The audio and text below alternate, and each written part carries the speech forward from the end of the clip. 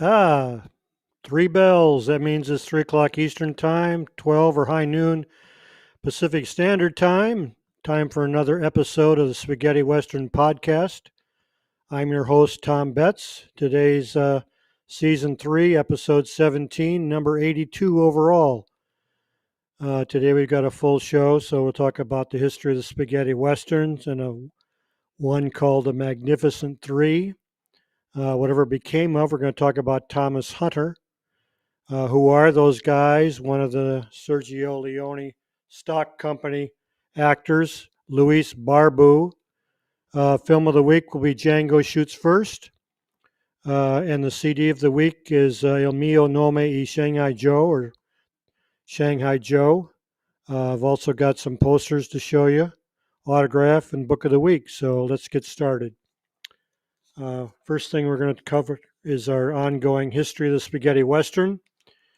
And today's film is the Magnificent Three.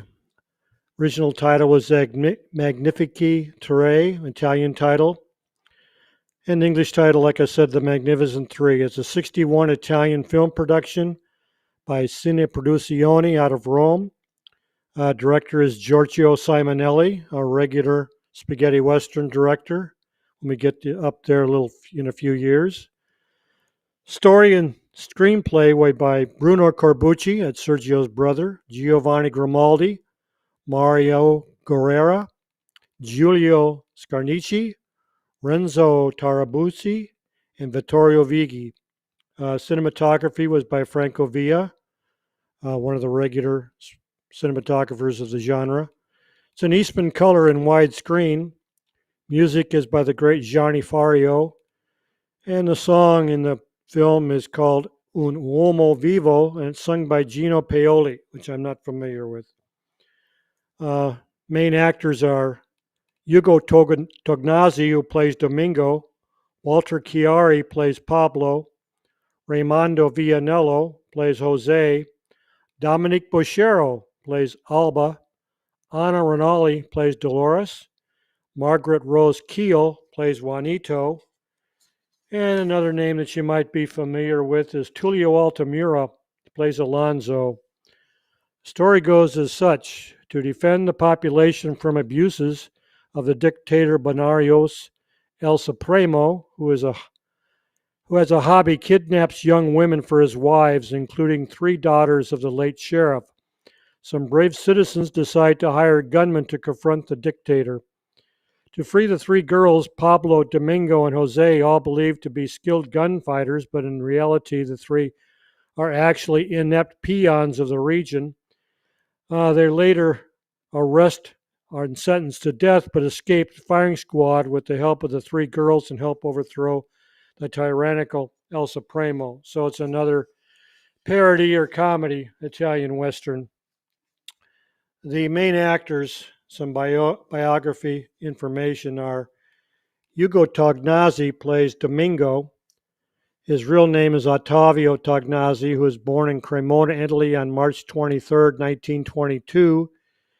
He was one of 4 comedians, along with Marcello Mastroianni, Vittorio Gassman, Alberto Sordi, and Nino Manfredi, who invented and popularized Commedia dell'Italia, the tragic comedy admixture of folly and melancholy, and commanded the lion's share of Italy's box office receipts in the 1960s and the 1970s. He had a 4-decade career in over 150 films. He died in Rome of a brain hemorrhage on October 27, 1990. He was only 68. He's the father of Ricky Tognazzi and Gianmarco Tognazzi. Next is Walter Chiari, who seems to be in every one of these early Italian Westerns. We've talked about him before. His real name is Walter Anichiarico, and he was born in Verona, Italy on March 8, 1924. He was an actor and occasional composer, mainly seen in Italian comedies. His fluent command of English helped him obtain roles in English and American films in the 1950s. He appeared in 6 Euro westerns. Chiari died in Milan, Italy on December 20, 1991. He was only 67 years old. Next is Raimondo Vianello, who plays Jose. Vianello was his real name, Raimondo Vianello. He was born in Rome on May 7th, 1922.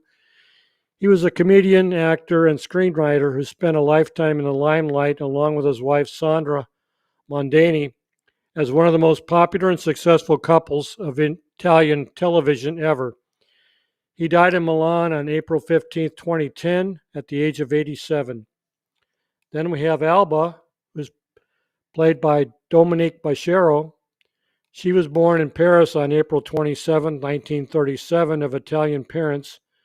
Bachero spent her childhood in Frosino, Italy, with her grandparents until the age of 15, when she returned to Paris. After debuting on stage and in films in the mid-50s, in 1960, she moved back to Italy, where she became a star of genre films with occasional performances in dramatic and humorous roles. In the 1970s, she slowed her activities, retiring in the mid-1970s. She's still with us. Dolores is played by Anna Rinaldi, who was born on January 21st, 1942, in San Benedetto del Tronto, Italy. She was an Italian model, actress, and singer. She won the title of Miss Europe in 1960, and her film career consisted of only 6 films. Excuse me. As far as I know, she's still with us. Last but not least is Margaret Rose Keel, who played Juanito. She was born July 7, 1945, in Berlin, Germany. She was a blonde pinup actress who appeared in photonovellas and 37 movies, 3 of which were Euro westerns. Her career began in 1961 and was over 20 years later.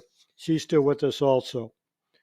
Okay, that concludes our history of the spaghetti westerns and the Magnificent Three. We'll now switch to whatever it became of. And this week it's Thomas Hunter.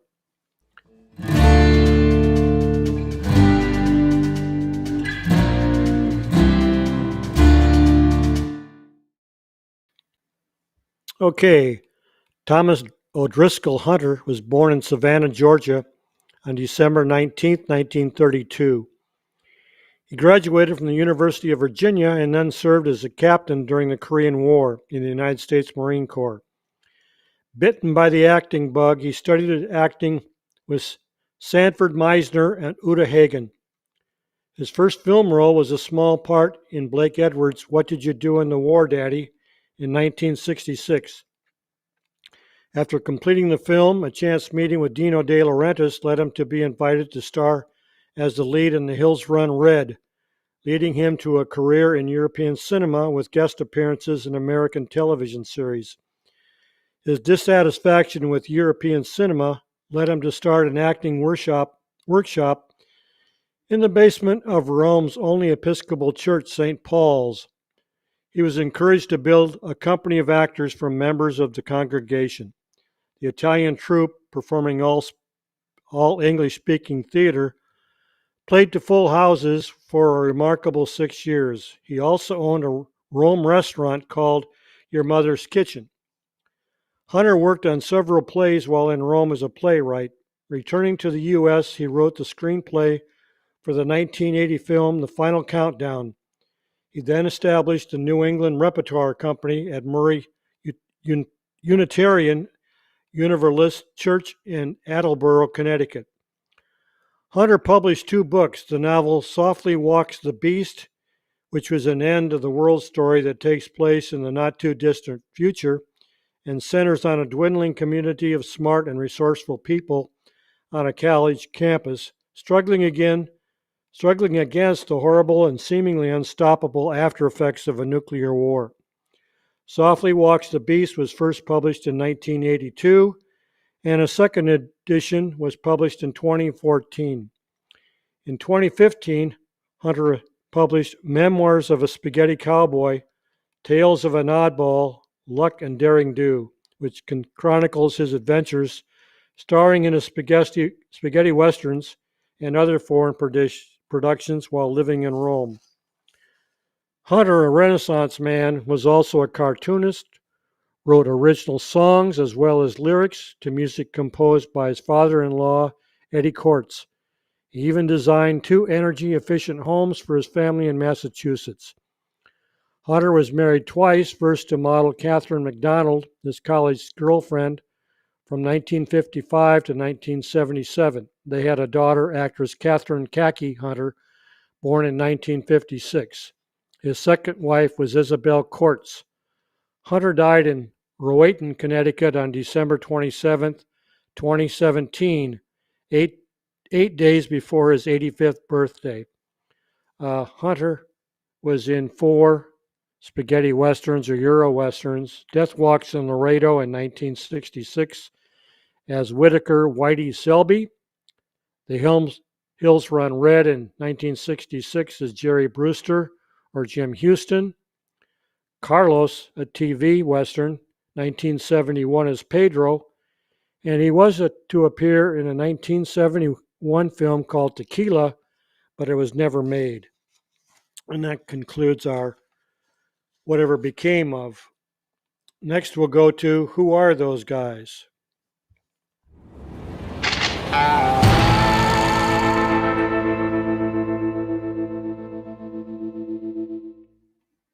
Okay, this week we're going to talk about Luis Barbu. Barbu was one of the Sergio Leone stock company players.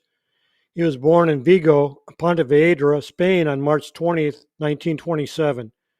He began his entertainment career as a circus performer. His film career began in action films as a stuntman and character actor. He would go on to appear in over 140 films and TV appearances, the bulk of them in spaghetti western, marked by a deep scar. When the western fad began to fade, he specialized in horror films, especially with director Jesus Franco. His agent was Candace Kay. Actually, her real name was Candida Lopez Cano, who was the wife of fellow actor Aldo Sambrell, another good reason why he was one of the Sergio Leone stock company members, with whom he worked with in numerous films. Barbu died in Madrid on September 30th, 2001. Some of his better known films are in 1964, he played a Baxter henchman in Fistful of Dollars. 65, he was a wagon guard in a coffin for the sheriff. 66, he was a widow's ranch hand in The Big Gun Down. In 66, he was also a federal agent in The Ugly Ones. He played Bingo in 67, Sugar's Cult. 69, he was a Mexican foreman in A Bullet for Sandoval, 1969. 1970, he was in Doc. 1970, he was a Mexican bandit leader in Hanny Calder. And then we jump to the role of Henry in 1978, China 9, Liberty 37. And his career as a spaghetti western actor ended in 1980 in Coming At Ya. And that concludes our information on who was that guy. Next, we'll go to Film of the Week.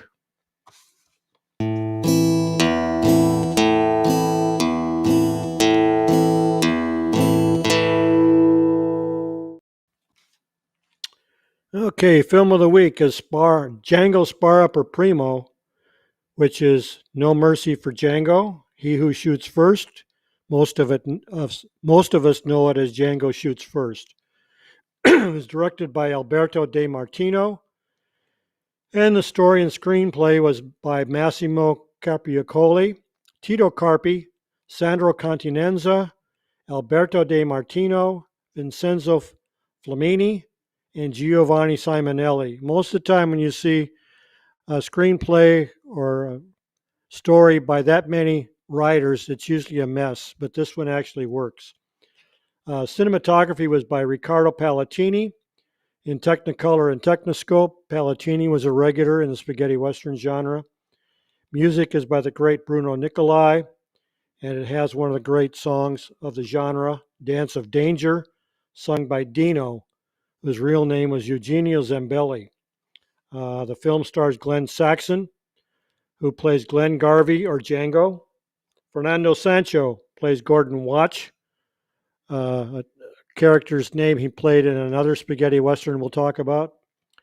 Evelyn Stewart plays Jessica Cluster or Custer.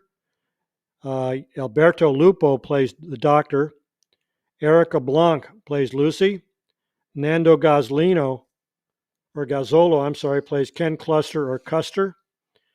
Jose Manuel Martin plays Ringo, only in it in the very beginning. And George Eastman, who's only in it at the very end, plays Jeff Cluster or Custer.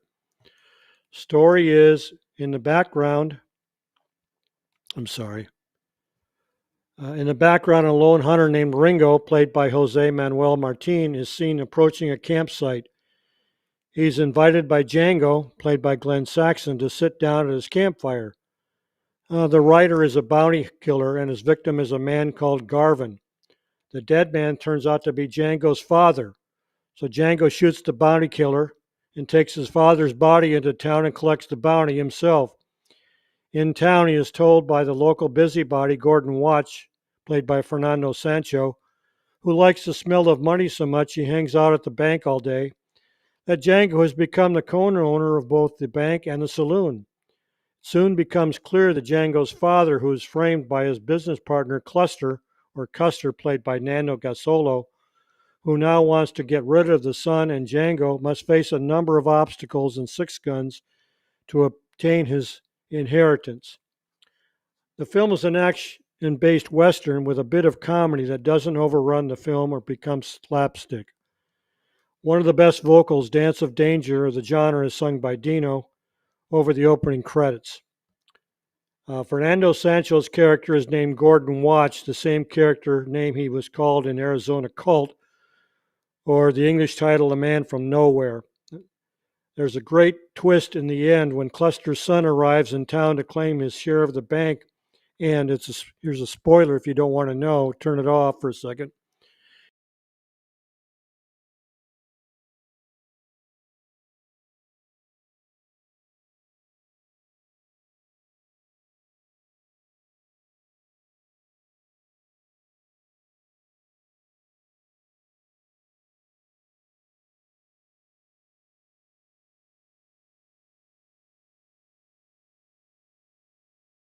Him in episode number 12.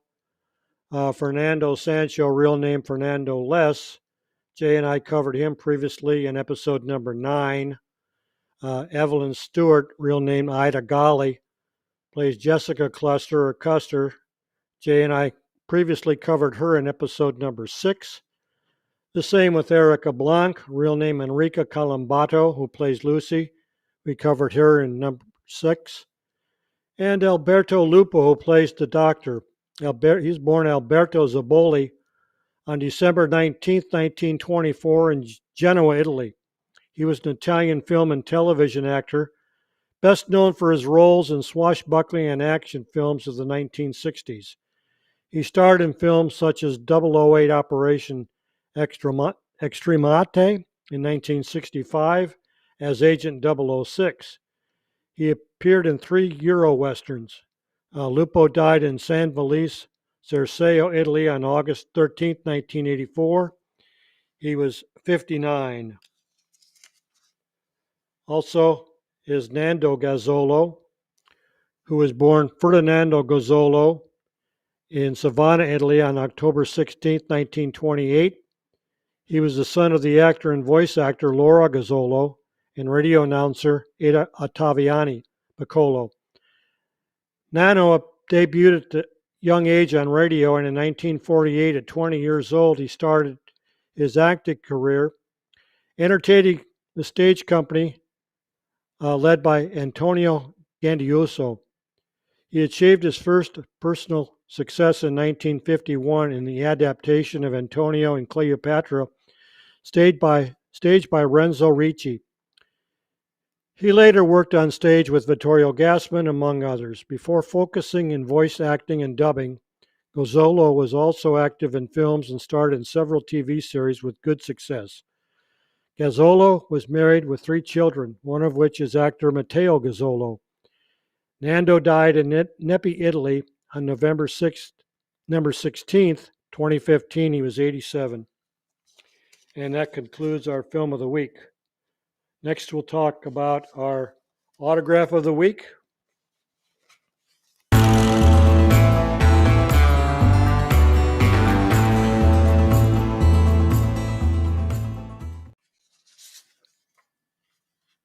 Okay, our autograph of the week is by Thomas Hunter. I don't know how clear that is, so I've made a copy.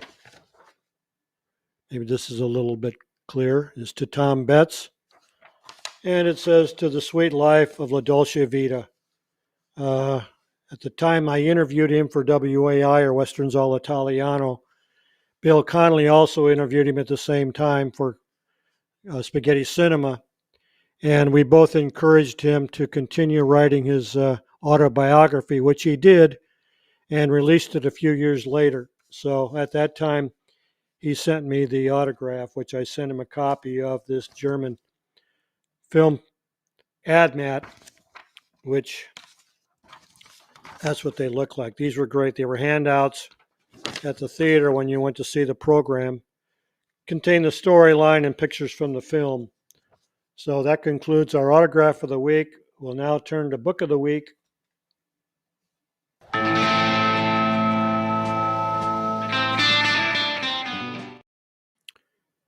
And we've talked about this book of the week before, but this is the reprint.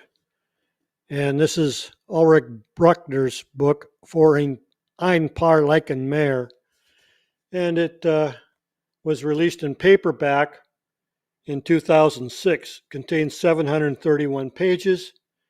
It's by Schwarzkopf and Schwarzkopf, and it's a must-have. If you don't have the original hardback, try and find the paperback. Again, we've continued to pester Ulrich in his retirement days to rewrite this thing in English. It would take him 20 years at least, but we keep the heat on him. So that's the book of the week. Now we'll turn our attention to CD of the week.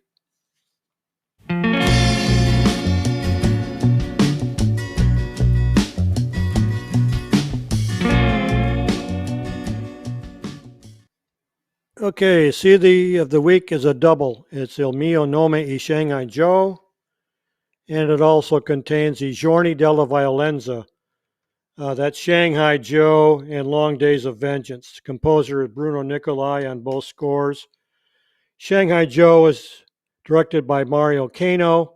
Long Days of Vengeance was directed by Alfonso Brescia.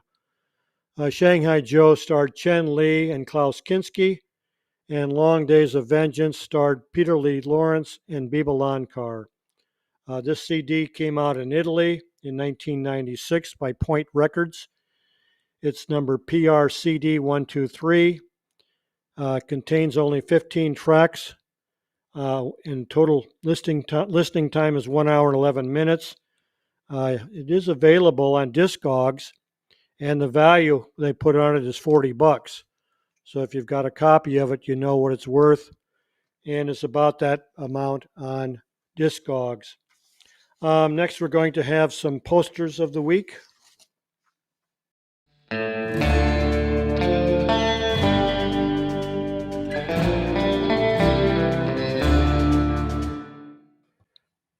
I've got a conglomeration of posters, ad mats, small booklets, whatever. The first one is this booklet. It's in German, and again, it contains a storyline, and these are German ad mats and photos from the film for advertising in German newspapers. And then we have a Norwegian booklet, and these were given out to theater goers, and it contained the storyline, pictures from the film, and these are great. I've got a bunch of these that people have sent me over the years, and I stick them in the folders. Then we have the American press book, The Hills Run Red. And the Hills Run Red had a lot of ad mats. A lot of them had information, which was a lot of times it was complete BS about the actors or whatever. So we would publish it, but Learned later that a lot of it was just stuff that the studios concocted and released to the newspapers. Then we have some posters. This is the Belgian poster, much like the American poster. I'm sorry, that's the German poster. This is the Belgian poster here.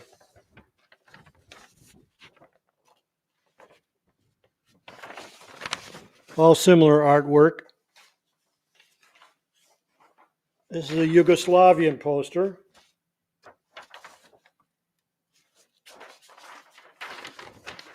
And that's what we have for the poster of the week. Now we'll turn to the news of the week.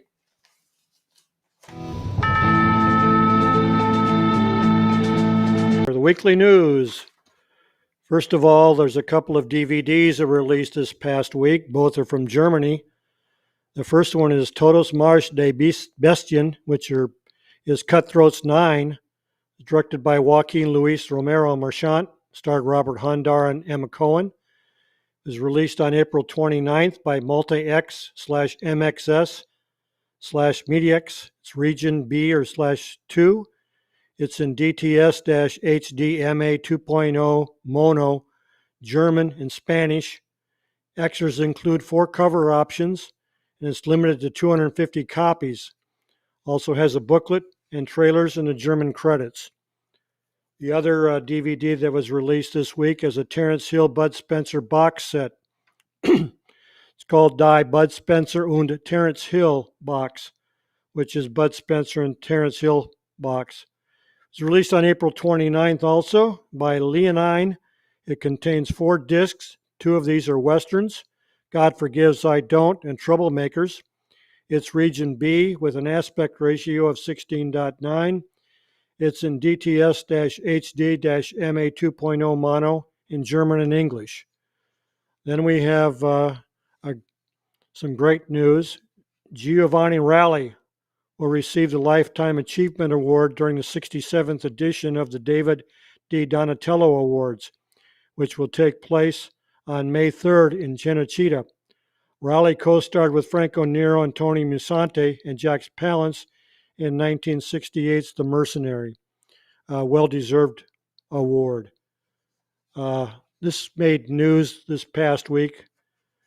Also, the former Rome residence of the late Italian composer Ennio Morricone is up for sale at Christie's with an asking price of 12 million euros. The 1,000 square meter penthouse apartment on Via de' Arcoli in the ancient heart of Rome offers a direct view of the Marcus Aurelius statue on the Capitoline Hill. Morricone, who died in the Italian capital in July 2020, lived in the sumptuous city center home for 30 years before moving to the Southern European district in 2017. The apartment belongs to the 16th century Palazzo Muti-Bussi and was designed by Giacomo della Porta, the famed architect whose landmark projects included overseeing the construction of the nearby Coronata staircase leading to the Campidoglio after the death of its designer Michelangelo. The property, which is spread over the 3rd and 4th floor of the building, has 3 entrances and 2 parking spaces in the courtyard. It also has modern lift and is served by 24-hour concierge. The residence boasts 15 bedrooms, several living rooms, 2 kitchens, 8 bathrooms, and a study overlooking the Capitoline Hill. So if you've got a spare 12 million euros in your pocket, make an offer on the house and let us know if you win. Sad news this week. Belgium actress Catherine Spock passed away. She was a singer and TV presenter. She died in Rome on Easter Sunday, April 17th. She was 77. Spock suffered a brain hemorrhage in 2020 and had been in poor health ever since. She was the daughter of assistant director, writer, songwriter Charles Spock, who lived from 1903 to 1975, and was the sister of actress Agnes Spock, who I celebrated her birthday, I think, yesterday. Born in Boulogne, Belancourt, House de Seine, Belgium on April 3, 1945, she made her film debut in Italian films at the age of 15 in 1960. She'd go on to appear in over 85 films and TV series.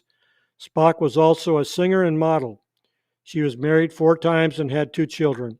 Her only spaghetti western was in 1975's as Catherine in 1975's Take a Hard Ride, starring Jim Brown and Fred Williamson. Fred posted that she was a delight to work with and he really enjoyed working with her. And that concludes this week's episode. Hope to see you join us next week. And until then, adios, amigos.